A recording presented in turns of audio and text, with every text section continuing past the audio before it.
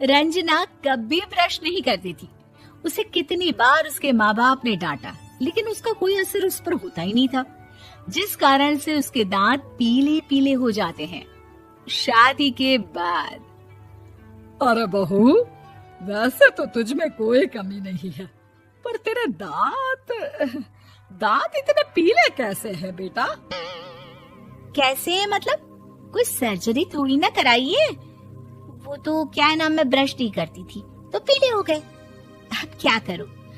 आप कहे तो लाल करवा लूं या फिर काले? यार ये क्या है, क्यों माँ से लड़ रही हो? लड़ रही हूँ? अरे मैं लड़ रही हूँ या ये बोल रही है कि दांत पीले हैं, पीले। अरे तपस्या थोड़ी ना की है इन्हें पीले करने के लिए। बकायदा ब्रश नहीं किया है 20 साल तक, तब जाकर। छी, कैसी बात कर रही हो? ये उस वक्त तो पीले नहीं थे जब हम लोग तुम्हें देखने आए थे। अरे तब साफ करवा लिया होगा डेंटिस्ट के पास जाकर। अब देखो कैसे पीले पीले लग रहे हैं। रंजना सास की तरफ गुस्से से देखती है। फिर शुरू हो गई पीले पीले पीले। अरे पीले तो तब भी थे जब मेरे हाथ का रसगुल्ला उड़ा उड़ा कर खा रही थी और बोल रही थी, लड़की नहीं गुणों का खजाना दे रहे भाई साहब आप। खैर, अब वो लोग करते भी तो क्या करते, पीले दांत वाली बहू पल्ले पड़ी थी तो झेलना तो था ही। एक दिन कीर्तन में रंजना गाना गा रही थी। अरे कमला बहन, माँ का द्वार है, यहाँ तो सब शुद्ध होकर आते हैं, फिर अपनी बहू को ब्रश भी नहीं करवाती तुम। दूर से पीले पीले दांत भक्ति में बाधा उत्पन्न कर रहे हैं। अरे कोई 2 साल के बच्चे थोड़ी ना लेकर आई हूँ मैं बहू बनाकर। अच्छी खासी लड़की है, अरे कैसे करवाऊं ब्रश? ये तो उसे खुद करना चाहिए ना। अब माँ बाप तो इसके जैसे तैसे निपटा दिए, ये नहीं सोचा कि सास कैसे संभालेगी। सास बहू को लेकर घर आ जाती है, लेकिन सोच लेती है कि अब इसे लेकर कहीं नहीं जाएगी। अगले रोज बहू कहती है, अरे क्या हो गया, मंदिर नहीं जाना क्या? कीर्तन का वक्त हो रहा है। मेरी मधुर वाणी से कान्हा जी जागते हैं और सोते हैं। आप तो जानती है ना उनकी भक्ति में कितना मन लगता है मेरा। वो क्या है ना, तबीयत ठीक नहीं लग रही है मेरी, आराम करूंगी मैं। तबीयत ठीक नहीं लग रही? अभी तो मिथुन के गाने पर नाच रही थी आप, और अब बोल रही है कि तबीयत ठीक नहीं लग रही। अरे भक्ति में मन लगा लो सासू माँ, ऊपर जाना है, क्या मुंह दिखाओगी आप? हाँ? सास को बहू की बात पर गुस्सा आ जाता है। मैं क्या मुंह दिखाऊंगी, इसकी चिंता तो ना कर, समझी? अपने मुंह की चिंता कर, जो ये पीले पीले दांत लेकर हर जगह पहुंच जाती है। पता है लोग कितना मजाक बनाते हैं। ना जी ना, मैं नहीं जाना कहीं तेरे साथ। तो ये बात है। कोई ना, मत जाओ, मैं अपने कमरे में ही बैठकर भक्ति कर लूंगी। ऊपर वाला दांत थोड़ी ना देखता है, मन देखता है, भावना देखता है। और अरे बस बस, तू सब कुछ दिखा, बस ये सफेद चमकदार दांत ना दिखाना किसी को, है? जा यहाँ से। बहू को सास की बात का कोई फर्क नहीं पड़ता, वो तो जैसी थी वैसी ही रह जाती है। सुबह नहाकर किचन में खाना बनाना, फिर खाना खाना, कीर्तन भजन करना और सो जाना। एक दिन, माँ जी मैं सहेली के घर जा रही हूँ, शाम को लेट आऊंगी। हाँ, तो जाना, मैंने कौन सा तेरी आरती करनी है घर पर बैठकर।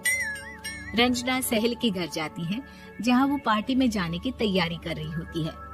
अरे शिखा, कहाँ जाने की तैयारी कर रही है? मैं गलत वक्त पर आ गई क्या? अरे नहीं यार, उल्टा सही वक्त पर आई है। मैंने ये साड़ी और ज्वेलरी निकाली है यार, शाम को इनके ऑफिस की एक पार्टी में जाना है। बताना कैसा लग रहा है ये सब? नहीं यार, इस ड्रेस के साथ तो वो वाली ज्वेलरी अच्छी लगेगी। हाँ, सही बोल रही है, मैंने ध्यान ही नहीं दिया। वैसे तो हमेशा से मस्त फैशन सेंस रखती है। तो बड़ा जाती होगी ना पति के साथ पार्टी में। रंजना कुछ नहीं बोलती, बस सोचती है कि यार काश ये बात सही हो जाती, पर मैं क्यों नहीं जाती पार्टी में? क्या इन लोगों की कोई पार्टी होती नहीं होगी? रंजना घर आती है और रात में पति से सवाल करती है, एक बात बताइए, आप मुझे किसी पार्टी में क्यों नहीं ले जाते? क्या आपके यहाँ ऑफिस में पार्टी नहीं होती? पति बेचारा क्या कहता कि दांत पीले हैं तुम्हारे इसलिए। अरे कोई पार्टी होती नहीं हम लोगों के ऑफिस में, तो कहाँ से लेकर जाऊं?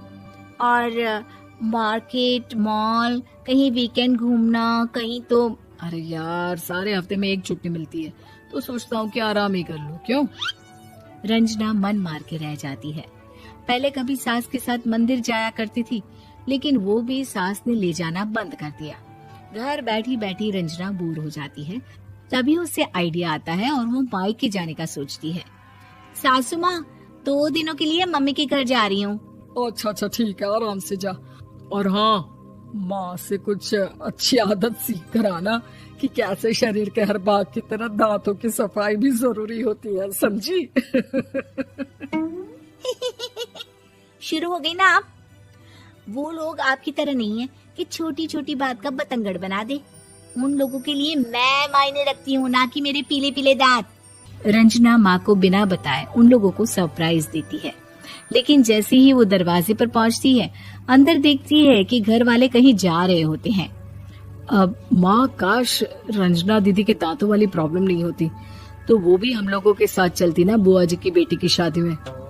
हाँ बेटा, लेकिन अब उसे कौन समझाए कि उसको उसके पीले दांत नहीं दिखते, लेकिन उसके आसपास के लोगों को कितना एम्बैरेसिंग फील कराते हैं। मुझे तो कितनी बार उसके स्कूल की टीचर ने शिकायत की कि उसके साथ कोई लड़की बैठना भी नहीं चाहती, और ना ही कॉलेज में कोई उससे बात करना चाहता था। लेकिन पता नहीं क्यों उसे ये बात समझ में ही नहीं आती। कोई कमी नहीं है उस लड़की में, बस यही कि दांत पीले हैं। वो तो भला हो जीजा जी और उनकी माँ का, जो दीदी को जैसी है वैसे ही रखा हुआ है। रंजना को अपने घर वालों की बात सुनकर बहुत दुख होता है।